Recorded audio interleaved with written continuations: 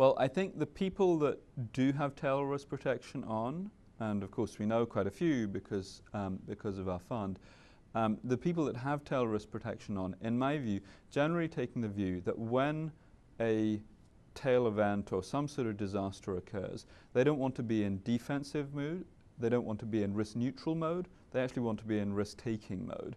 And to be in that sort of mode, they have to have something which has been very profitable for them whilst almost everything else is going down. If you've got something which is only partly profitable, you may be in risk neutral mode, but they want to be more than that. So that says a lot about the kinds of people these products are designed for. Can you describe them, that group of people? We're not talking about a retired doctor or even a retired CEO necessarily with money to invest. We're talking about global conglomerates. Yeah, I mean, I think we're talking about institutional investors, funds of funds, pension funds, insurance companies. Those are all the people that that we're seeing. These are, you know, by their nature, sophisticated products, which are really suited, I think, to sophisticated investors. They're not easy to understand on the whole. So it tends to be those types of clients who, some of them have relatively short run horizons, some of them have long run horizons. But what they are really saying, I think, is that no matter what their horizon, they don't want to get themselves into defensive mode during a crisis. And so, for example, a long-run investor would often argue that as a long-run investor, crises are opportunities for them. They should be able to put more risk assets in place during a crisis. But the reality is their behavior seems to run counter to that typically. So, you know, how many pension funds, for example, put more money into equities during 2008? Very few. Some of them did nothing, and many of them reduced at the worst point. So we would argue that people that buy this product realize that there's a cost, because insurance isn't free, but they want to be in a position where when unpredictable bad events happen, they can actually, you know, take advantage of those rather than be disadvantaged like most other people are. It's the head versus the heart, isn't it? It's definitely a head versus heart thing. What you have to do, I think, to buy a product like this is to believe that you've got alpha in your portfolios, because it has a running cost and it's not free.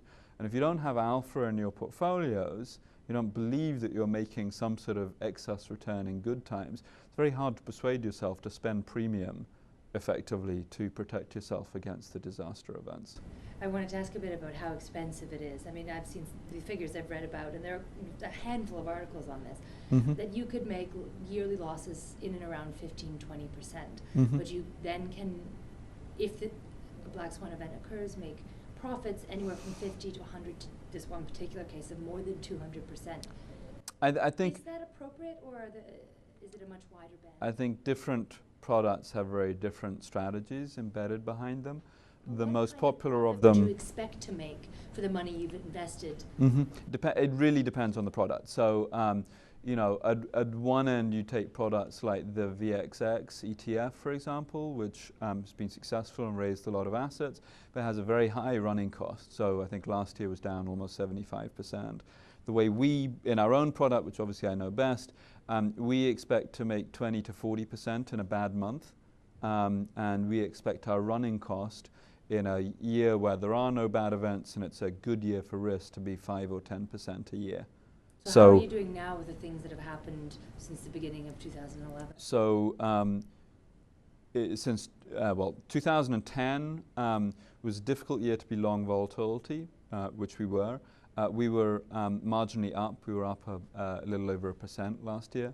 That was made up of an extreme positive return in May when we were up 24%, and a fairly gradual sort of drawdown during the rest of the year. This year, a little bit different. We were up in March as a result of the Japan situation, and down in the more risk-on months of January, February. So, but we clearly think, you know, you have to understand these products run with a cost. They're not free. I wanted to ask also, you know, obviously everyone wants to know what the black swan is. What do you make of some people's predictions that the next possible black swan-like event could be inflation in Asia, sovereign debt tipping into a complete meltdown? Can you predict in any way Or is it full stop, you cannot predict?